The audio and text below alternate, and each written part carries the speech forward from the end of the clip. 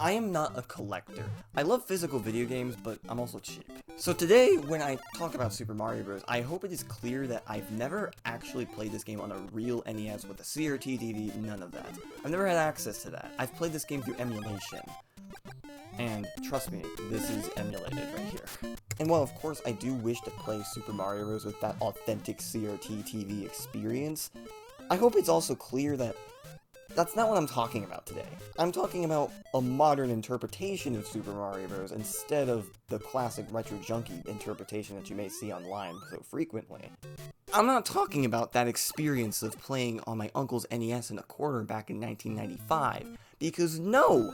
I was born in 2005, thank you, and I have no familial experience with having anyone in my family growing up with an NES or anything like that, because I'm the first of my kind. No one in my family ever cared about retro video games, or video games in general, until me. I never had a childhood of playing retro video games or anything like that. I had a child instead of emulating them. They're all old by the time I got to the age of playing them. The first time I ever played Super Mario Bros. Was at my granddad's house, actually, when I was around like 6 or 7. He had a Wii. And he only ever used it for like Wii Sports and all the more casual-oriented games that Nintendo was putting out at the time. But he also did have Super Mario Bros. Through the Virtual Console, and that's what I played for just like 5 minutes. My family also played it. It was like, oh, this is cool, it's so old and retro. This is like, oh, what the old stuff is, not the new stuff that they're promoting nowadays. And of course, I also played it, and I kind of only thought the same thing. I'm like, this is neat, but I played it for like 5 minutes, and then I would think, with holding my Wii remote sideways, why don't we just play New Super Mario Bros. Wii? And of course, ultimately, I do acknowledge the fact that I might be altering the memories in my head for the point of conversation, but I want to make it clear that I also don't have any definitive memory of like being like, yes, I love Super Mario Bros. When I was a little kid. I was so enamored by it. I just played it once and I'm like, cool, and I was done. After that, I never really played Super Mario Bros. In any capacity until the NSO app in 2018, when Nintendo launched that whole thing. But between that time frame, the closest I got to playing Super Mario Bros. Was actually through Super Mario Maker. I would make like similar levels and play in that system instead, but Super Mario Maker is completely different in how it controls and everything, so I don't count that. And of course you might be thinking, oh, why don't you just get your own Virtual Console copy? It was like only $5 or whatever. But I'm like, I didn't have much money at the time. $5 was not an insignificant amount of money for me, so I would always just rather like save it up for some other bigger, newer game, and then instead of like trying to chip away at an NES Virtual Console copy, you know, because I already played it before. And when I did play it before, I'm just like, yeah, this is just neat and nothing else. I'm like, I don't really care. And before anyone asked, I knew what emulation was, but I was too scared to use it. Now, of course, I just mentioned the Nintendo Switch Online NES app, and that being the next time I play Super Mario Bros. And I actually remember being really excited for this app that Nintendo put out, despite all the internet controversy at the time. And it was because I always had interest in NES games, but I wasn't willing to pay for any of them individually, so I'm like, I'll just pay $5 a year. By the way, I only paid $5 a year for Nintendo Switch Online, so just because I was splitting it between 8 people, so yeah. You should do that if you're complaining about it. It was never $20 for me, ever. Even now, I only pay $10. And now, before I tell you what I thought of the game back then, keep in mind, I was playing stuff like Super Mario Odyssey, Legend of Zelda Breath of the Wild, and also something like Spider-Man PS4. These big, open-world games that had a lot to do and a lot of content to immerse yourself in, and everything was always different. And so, of course, going back and playing Super Mario Bros. For the first time, well, basically the first time. I only played it for like 5 minutes on the Wii when I was 6. But basically for the first time, it felt really monotonous. Like, so much to the point that 9 times out of 10 when I would die, I'd be like, I already went through this whole location. I don't want to go through this again. So I'd rewind, use save states, create a save in the place right before I died, and then just redo the jump. Because it was the game's fault. It's a retro game. It doesn't know what it's doing. Save states are very necessary to do anything.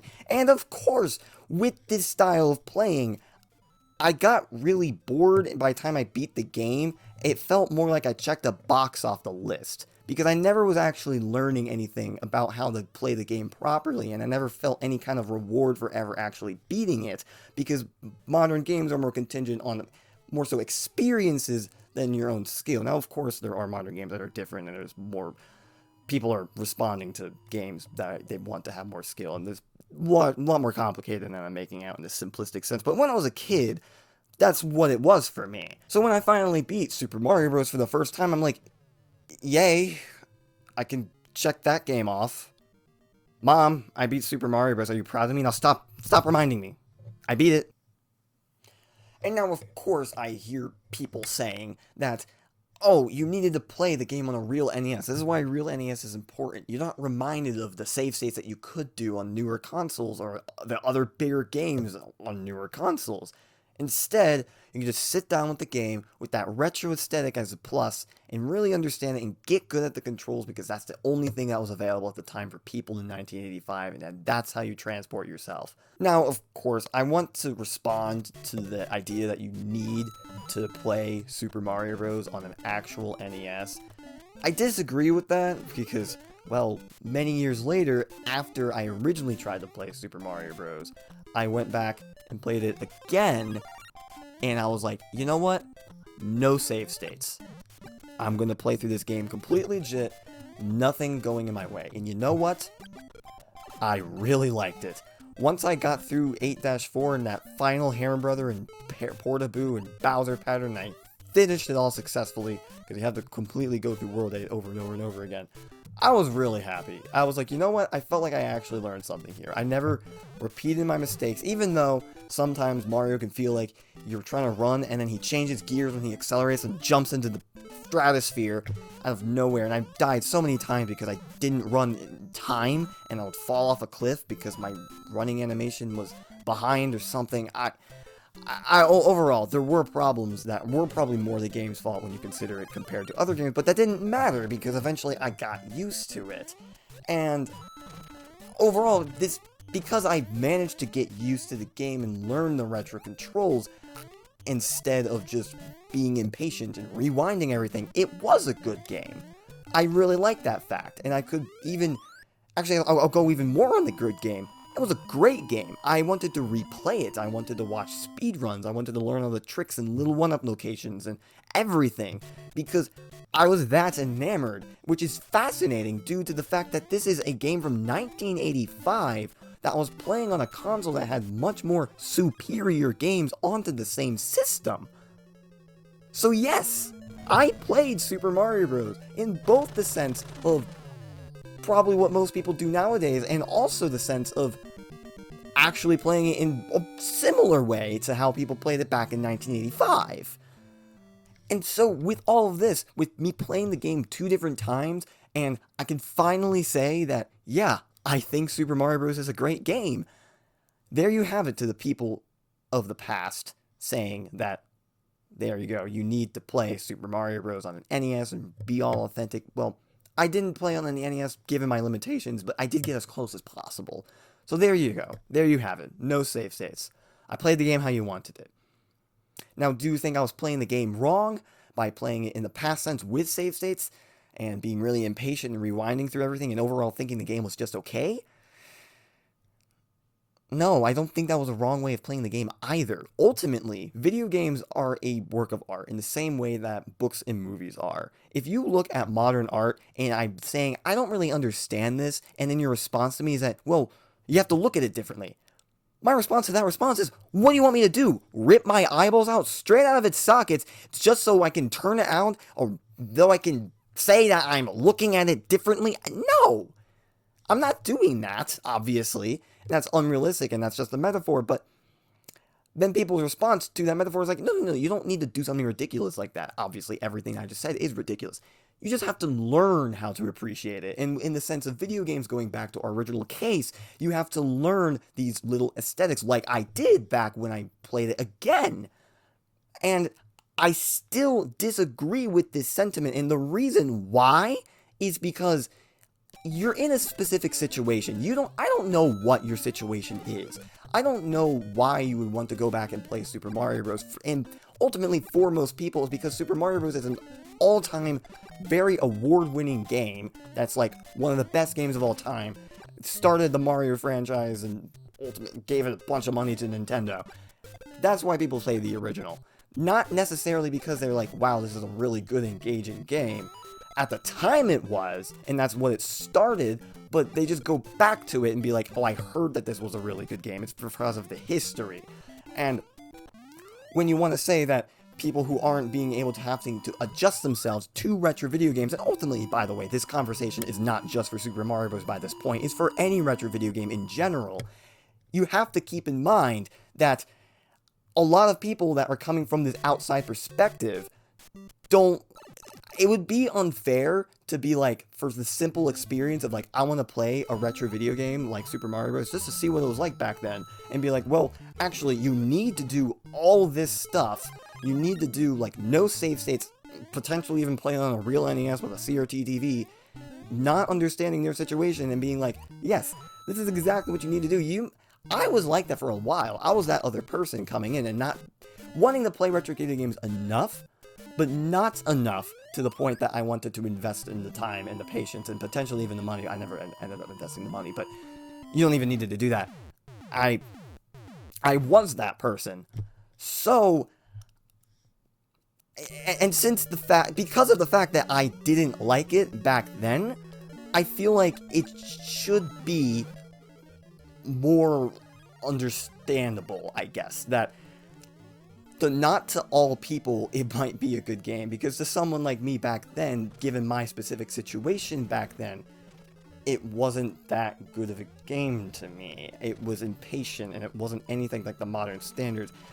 However, I would be so remiss to say that I think Super Mario Bros. Is a bad game, because ultimately, video games are a representation of us like books and movies, as I just said, and as a piece of art and like language and everything. It evolves. Video games evolve over time. The standards evolve over time. What players are used to and what they're not used to and what they can tolerate are evolving in different for different regions, etc. So to say that I can't go back to an older game, or that no one should be expected to ever learn older controls and learn the weird jankness of Mario's older movement, yeah, I also disagree with that. I think it is understandable that someone should do it, but that someone should be someone like me, who is a complete freaking dork. And now, ultimately, I have been periodically referencing that Super Mario Bros. Is super influential and has a lot of significance as a video game, and that's being the reason why at least someone should go back and play it, and why it was generally considered a good game. So, to the people who don't understand, let's go back in time and see why it was a good game. Many people know that Super Mario Bros. Is a revolutionary game. Not only did it birth the modern concept of Mario, but it also significantly raised the bar for what a video game could be. You may have heard of the video game crash of 1983 and how publishers were oversaturating the market with games that were far too simple and redundant, and then Nintendo came along with Rob and then Super Mario Bros., proving to consumers that video games were much more than just a quick fad, and how video games could have a real story, a beginning and an end, and gameplay that is replayable and warrants practice or even just casual appreciation. Now, this story is a little oversimplified, as the 1983 video game crash was just for, like, consoles, and, arcades still existed. The PC industry was actually starting to gain its footing at the time. However, it is true to an extent, the story at least. This story is true to an extent, and that is meaningful in of itself. Ultimately, a game that launched in 1985 in a market that looked like this is really impressive that it managed to gain its footing in this way that it did, and there is a lot of significance to that. And to be honest with you, after playing this game to its fullest extent, I would feel sad if I, called the game bad because it doesn't follow modern standards, or if I heard other people calling the game bad because it didn't follow modern standards.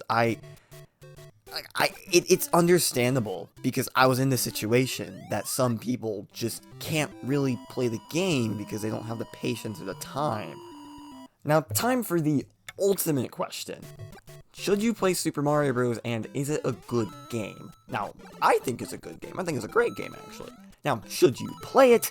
Well, if you're a fan of Mario, a fan of Nintendo, or even just video games in general, definitely. It has so much influence and really teaches you a lot. However, if you're for anyone else, I mean, I would really urge you to try not to use save states if possible and try to be patient with it, but I'm not going to act like everyone's going to do that. And if you don't, the game's just okay.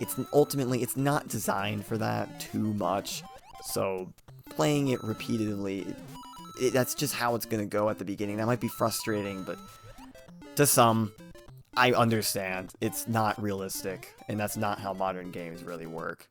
And also, by the way, for this video, I also tried the SNES version of Super Mario Bros., like through Super Mario All-Stars, and it's better. It does control. It looks better. I think the whole thing with Mario Acceleration, that's still there, but it's a little more smoothed out a tiny bit. That's something I noticed. However, I kind of play the original Super Mario Bros. For like the historical element, and then having the different graphics and different gameplay, I feel like that's kind of gone. That element of history isn't really as there. Normally, I'm not a big purist or anything, but in this one sense, I feel like it's kind of the reason, you know?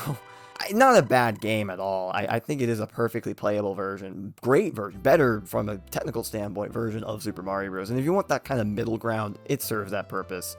If you want that middle ground between modern video games and retro video games, or retro video games as in NES games, because this is an SNES game, then yeah, go play it if that's the case for you.